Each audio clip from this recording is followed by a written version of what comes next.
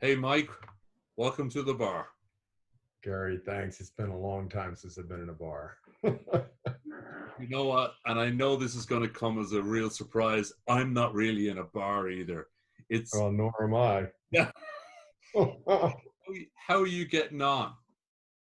So, Gary, I miss seeing you. I think the last time we gave each other a big hug was it was in Amsterdam, end of January. Yeah, Yeah, about 4 weeks before the proverbial hit the fan.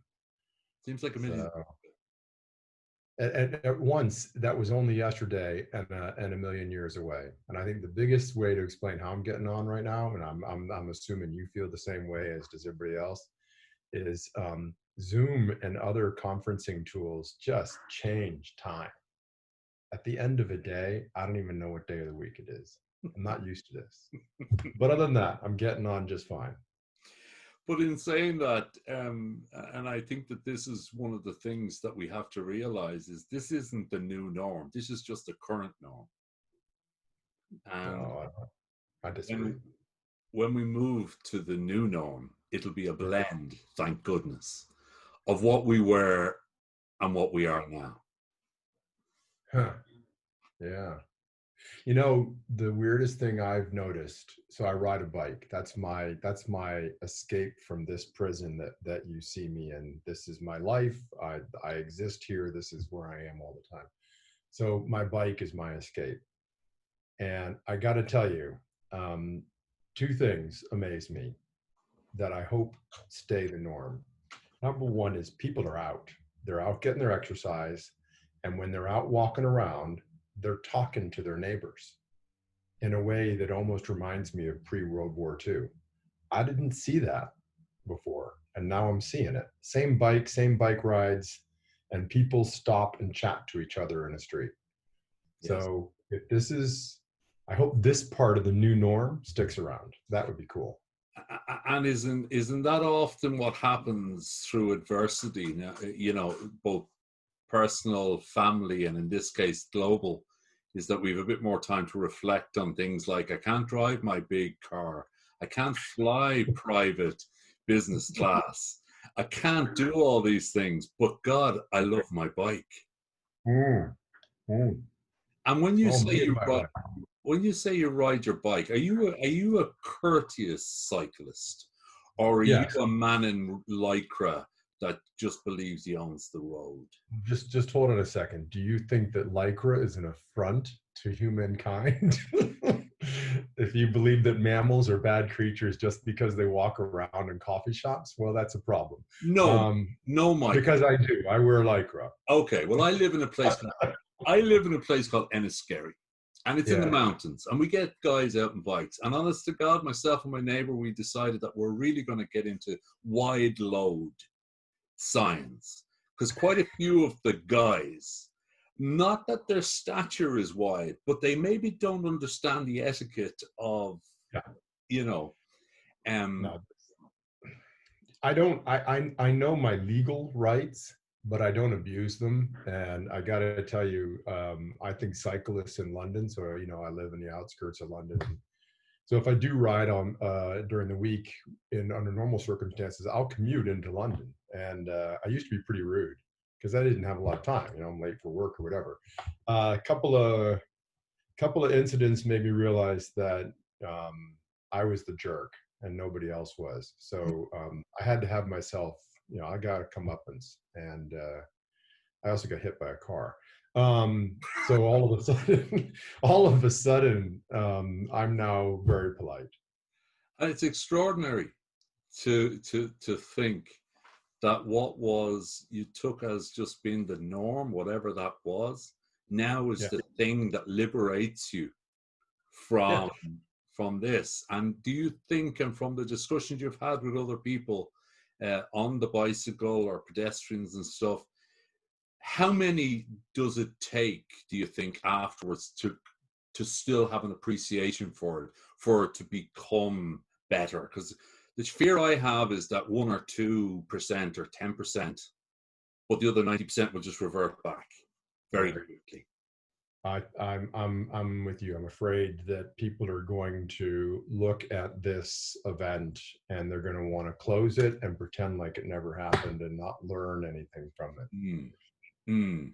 So, there's some things, everybody I'm talking to, there's either two camps in the team that we've got at work. I talk to my guys, my women and men, very regularly about how they're feeling. And there's two camps. There's my camp, which is actually having a relatively good time. I see lack of pollution. I get to see my wife. I usually travel every week. Now I don't travel, so I get to see my family. Two daughters that are adult or living at home, so I'm having a relationship with them that a parent doesn't normally get. I'm getting as much work done here as if I was traveling around anyways. I don't have to commute into London. I don't have anybody's armpit in my face in the central line at 8 o'clock in the morning. This is all good. But a couple of people I'm with have young kids, dual income with young kids, and they're living in apartments and they're going absolutely crazy. And for them, they just want it over and they want to get on with it. Yes. So I think we're going to forget. Yeah. We're going to quickly move back, and we're going to come sometimes go, I remember when there weren't that many airplanes in the sky, and it was really nice. Yeah, it's true. But I think also that the pictures, you and I look behind you and you've got a lot of maps, and those maps are probably hundreds of years old, but they tell stories, and pictures are a wonderful thing. My own daughter here, 11, she showed me only the other day about the dolphins swimming up Venice, and that was, and the kangaroos running down Brisbane, and these visual representations of when we stepped back for a while. So as I say, what does it take? 10%, 20% to keep reminding everyone that we're sharing it? Have you learned anything about yourself that you didn't know? I know you and I are 22 and we're not meant to read manuals and learn things about ourselves. Yeah, 22. My youngest daughter's 22, so thanks.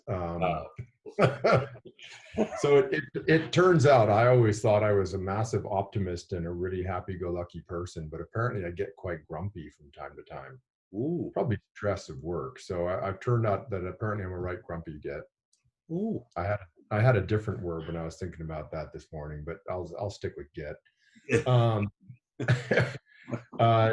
it turns out probably the biggest thing about self-awareness is there's what you think you are inside, and then there's what that comes out and people see, and there is a big difference. And actually the world of video conference really makes you aware of this. And I gotta say, I've definitely learned a lot more. If I truly think I'm a happy person, I better be spreading happiness every day and not just when I feel like it.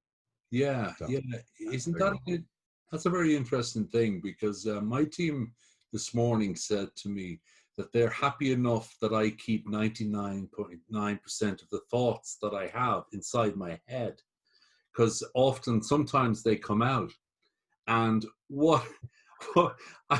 I have to be more considered now.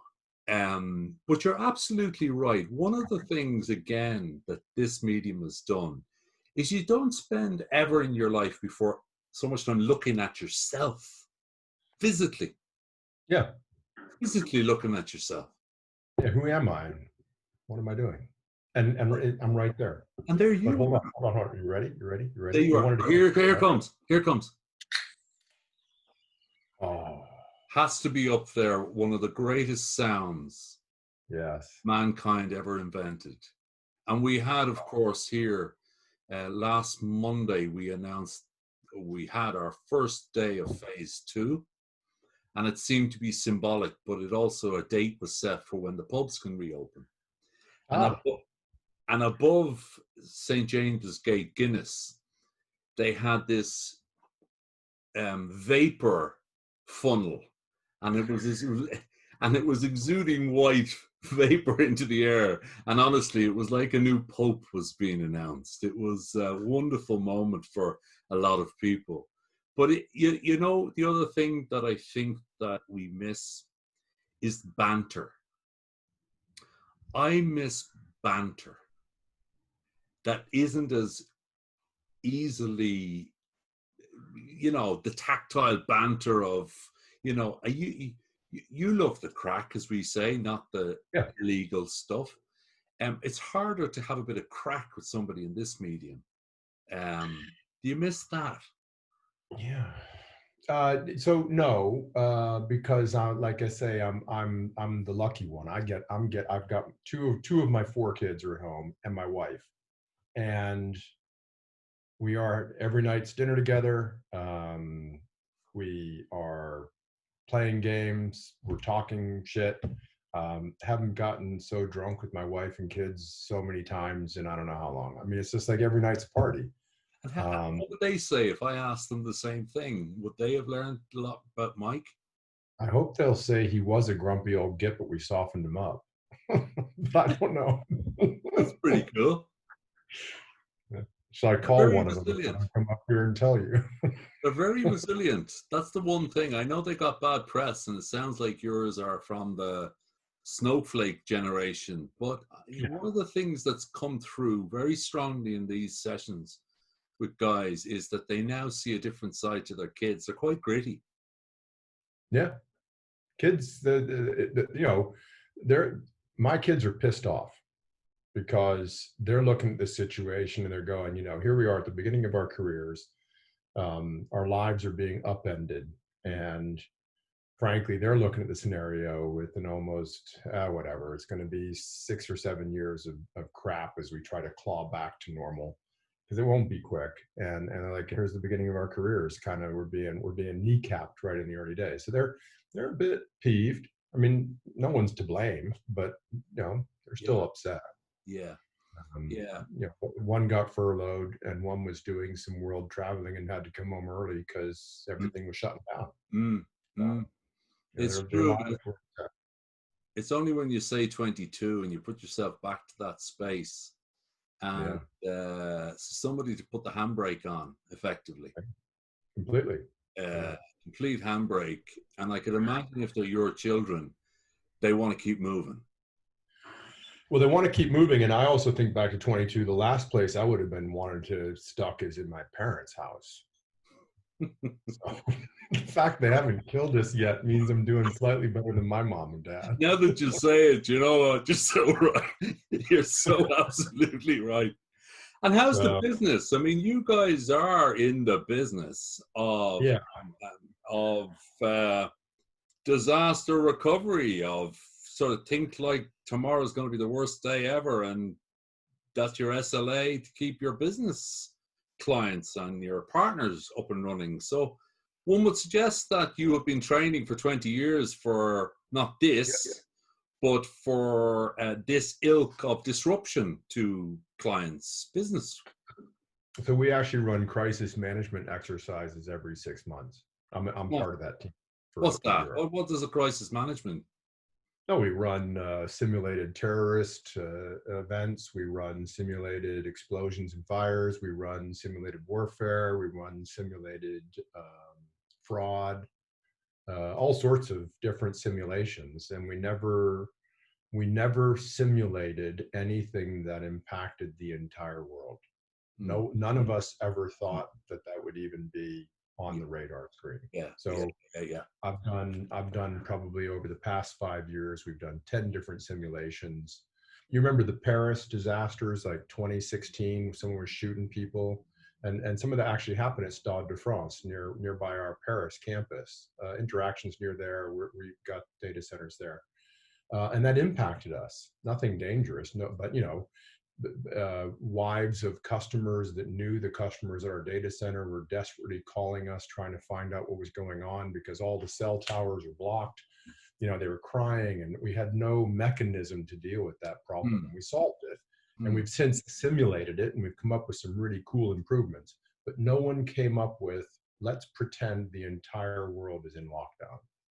We never thought of it. So it's definitely been a learning curve. And But I am very impressed. The people that are on the crisis team have stepped up. They have worried about things like operational resilience of data centers, who has access, how do we avoid contamination in the sites, what do we do with the good, well-being of employees, how do we keep customers engaged. Just I'm shocked. I'm in awe of my colleagues. So probably that's the best thing I'm walking away with is I'm just really lucky, got some really good colleagues. And here's the interesting thing also. Obviously, most of the people on the Barstool chats are either work in the industry of data and data distribution or work on the industry. And very few of them have ever talked about, well, the servers in our France 1 really, really were great. They worked and they didn't break. And this, very few people are talking about the Cisco router iOS. They said Yeah. people have just been deadly. People have just stepped up. And Yeah. one of the things which is wonderful, your colleague said it on this forum, Maurice Mortel in Dublin. He said, people just started within our team started to get a much bigger sense of purpose. Yeah. A real sense of purpose. Why? Because we have the healthcare frontline, which is the most important to keep people alive. And then Yep. we've got the other front line, which is the digital front line, which is keeping the rest of us in some form or fashion doing things in line with what we want to do, whether it's Netflix or whether it's homeschooling or whatever. But Morris was the one that said, yeah, definitely. The lads now, when it all turns back to normal or whatever that is, will bounce into the room and say, yeah, I work in the data center industry. And whereas before it was, I'm in the data center industry. Because people go, what? Well, that's the other thing. You and I have had this conversation as well.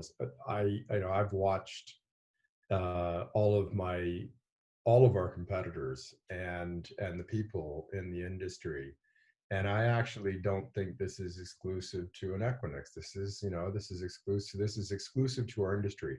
We want to build buildings or machines, whatever you want to call them, that just work.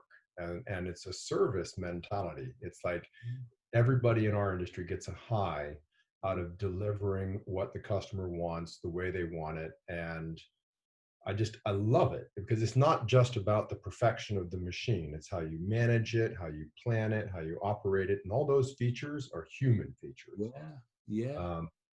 And I love it. So to me, the competition isn't the other data center operators. The competition is people like you and I were talking earlier, people that just aren't aware of what we do and are ignorant of our purpose. Well, isn't that then the exemplar now where people have to use the products and services that run in the center on top of the infrastructure? Finance companies, pharmaceutical companies, life sciences companies that traditionally would have been saying, oh, that's okay for a e-commerce company, or that's okay, that's always for a more newbie industry. Yeah. Whereas Yeah. now I read, in using London as an example, the CEO of Barclays, I think it was, saying 30% of our staff don't need ever to be full-time in our offices. Yeah. Yeah. And so the experiment, whatever the experiment was, worked. Worked. Yeah. I think I actually, coming back to this, I think if you can create a digital business process to replace a physical one, and in the case of going to work, commuting into the city, you're gonna start mixing it. I don't think it's gonna go 100% one way or the other. I think what's gonna happen is I'm gonna say, you know what, I want to be in the city, because I get to bump into my colleagues, I get to go to the pub, I get to share ideas, and I get to do things spontaneously that physical presence allows you to do that this doesn't always allow. But the digital technology means 3 times a week I don't have to commute to work, which gives me an extra 2 hours and 30 minutes those 3 days to do something else. Goes without saying then, the dividend also to planet Earth is that, in your case, not so much, but for the other 400,000 people that are also not going to go to work, is the emissions and the congestion and all that type of stuff. There's 3 words, I'm sure you've thought about this, because I know you're a man of thought. What are your 3 words? So, I have 3 words. but I actually unfortunately have to do it twice. And one is just very temporal. It has to do with the news. My 3 words before the current events would have changed my point of view is this ain't no dress rehearsal. I got rid of this ain't no because it had to be 3 words, right? And it comes from, originally it's from William Shakespeare, though he wrote it completely differently, much more beautifully. There is no known actual author of the phrase, this ain't no dress rehearsal, but I try to remind my kids and everybody else that I can speak to about it that this is our one shot, and it doesn't mean you can't fuck up and get up the next, excuse my French, sorry, and get up the next day and do it again. It just means don't forget every day goes by and then you got to get up and that's another day. So I love that one. But for today's day and age, just in respect of the fact that, the being cooped up has led people to start acting kind of stupid. Black lives do matter. So I'm going to say, make love, not war. And again, it's 3 words, love, not war, which is a 1960s anti-war thing. But it was generally speaking the clarion call of the hippie movement or the flower power revolution, which was that there was no wrong, just love people and everything will be okay. Those are my words. It's extraordinary, Mike, that music is a great catalyst to bring you back through the ages as well.